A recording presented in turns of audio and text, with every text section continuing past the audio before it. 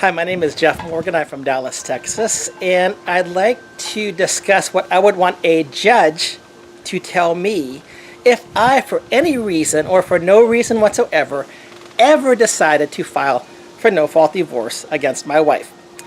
In Texas, over 75% of the divorces that take place are filed under this thing called no-fault divorce. And how do we justify no-fault divorce? We say our marriage has become insupportable. There's a big difference between two people choosing to mutually agree to divorce each other. In the vast majority of instances, no-fault divorce takes place against a spouse who does not want to be divorced.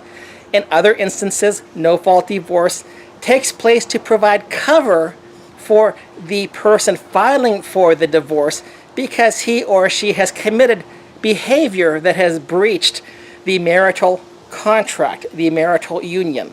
So if I were to go file for no-fault divorce, again, for any reason or for no reason whatsoever, I would like the judge to tell me this. Mr. Morgan, why is it that you really are filing for no-fault divorce? Well, Your Honor, I just think that our marriage has become insupportable and it's irretrievable for the purposes to which marriage is intended. So, Mr. Morgan, what exactly do you mean by this? Because your wife does not agree with you. Well, it doesn't make a difference whether she agrees with me or not. I'm just bored right now, or I need to go find myself, or I'm not 100% happy. So these are reasons, Mr. Morgan, that I should set apart the Constitution and grant you your divorce against your wife. Did you and your wife enter into a marriage together? Well, yes, Your Honor, but that was years ago. Mr. Morgan, when you entered into this marriage, did you both agree that it was going to be till death do you part? Well, yes, Your Honor, but that's kind of like, that's an outdated sort of thing, I think. I mean, right now, I'm just not happy. Mr. Morgan, do you realize that when you married, you entered into a bilateral contract? You and your wife had both discussed terms, accept the terms. There was consideration that was given into this to enter into this contract, this marital contract, and you want me to just tell you that the contract is over, that we can destroy the contract at will? Yes, Your Honor, that's exactly what I want. Mr. Morgan, do you realize that for us to do this would be in complete violation of the United States Constitution? In Article 1, Section 10, Clause 1, it states that states shall do nothing to impair the obligation of a contract. In the court of law, a marital contract has the same significance as any other contract, as a business contract. So you are asking me, Mr. Morgan, to say, because you're not happy, you get to destroy the contract. Well, Your Honor, I mean, I'm just, it's insupportable. I'm just not happy. I think that you should be able to put my happiness above the concerns for your constitutional powers. Mr. Morgan, let me examine this further. Why do you say you are not happy? Have you met somebody younger? Your Honor, do I have to answer that question? Well, Mr. Morgan, please answer the question as I provided it to you. Well, Your Honor, I have been seeing somebody who's in her 20s, and she's really pretty, and she loves me, and she tells me that all the time, and therefore I'm just not happy with my marriage right now.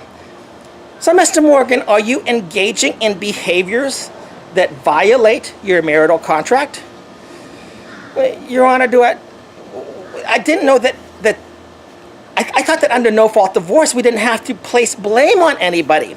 Mr. Morgan, would you please answer my question? Your Honor, can I excuse myself from that question? Mr. Morgan, would you please answer my questions? Are you engaging in behavior that has helped to destroy your marital contract, and now you want to claim no-fault divorce and insupportability? Is it because your wife is not happy with you seeing another woman who is in her 20s? Well, kind of, but I mean, that makes it insupportable. If she didn't agree with me, I wouldn't, if she wouldn't let me do it, I wouldn't be here right now. But she's upset about this. And therefore, I should be able to claim insupportability. And our marital union has broken down. It just broke down by itself. And it's irretrievable at this point. Mr. Morgan, you do realize that your wife says that even though you have engaged in these actions, she is willing to forgive you. She wants the marital union to stay together. When you two married, you made a contract, a commitment to each other around which you would build your entire future. You want me to destroy that. Is that correct, Mr. Morgan? Well, Your Honor, really what I want you to do is reorganize our family. We're not destroying the family. We're just reorganizing the family. Mr. Morgan, you realize how ridiculous that sounds, right? Well, I've heard some other judges say that was okay. Mr. Morgan, that is complete nonsense.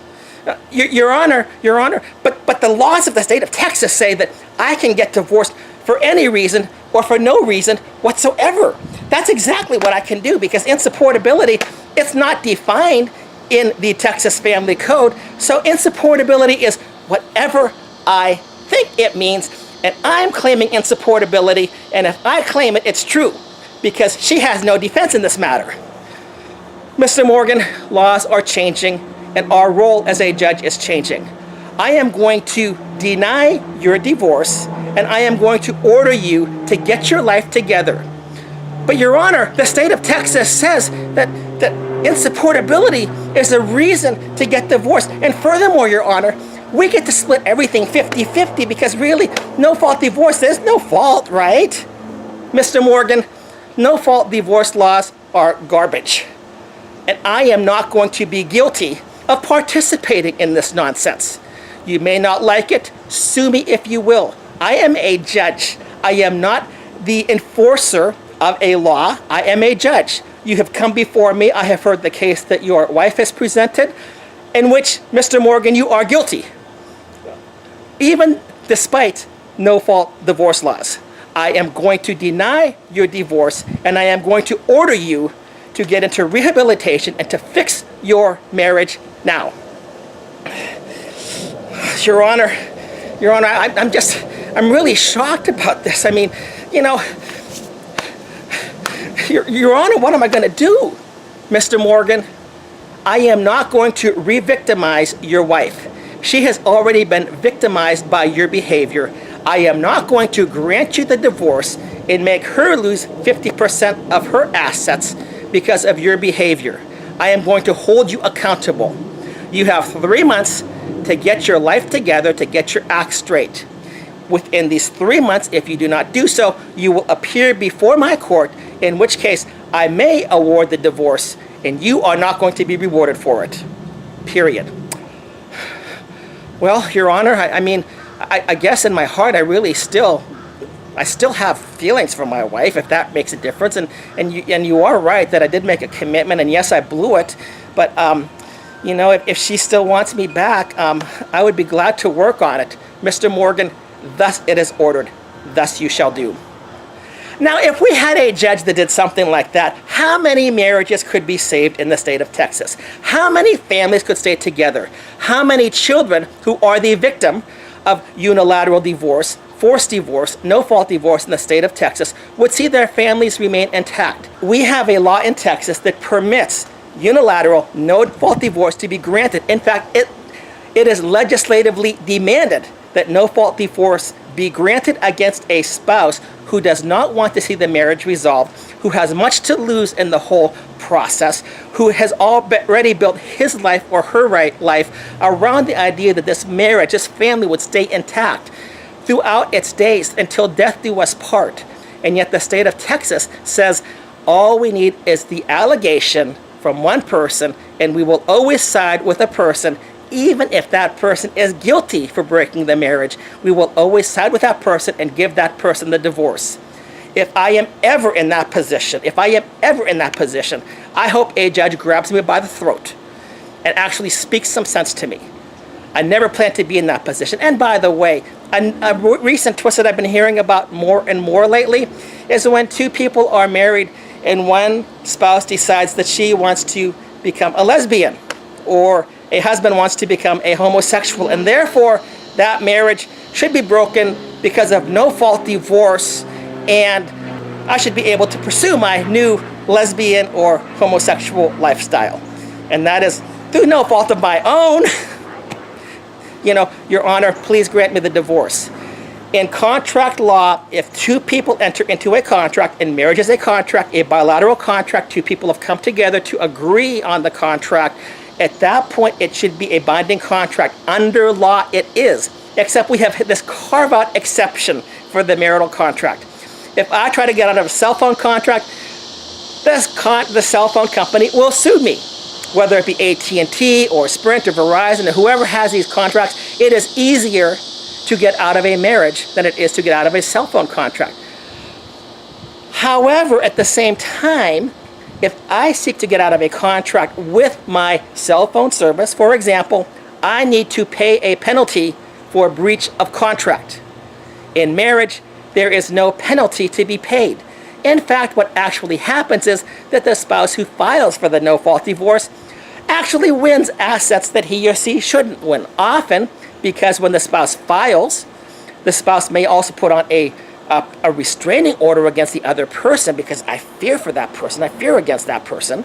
That person also gets the children. And the victim of the unilateral divorce has to pay child support on threats of being thrown into jail by the Attorney General of the state of Texas. These unjust, immoral, no-fault divorce laws need to be repealed. Thank you.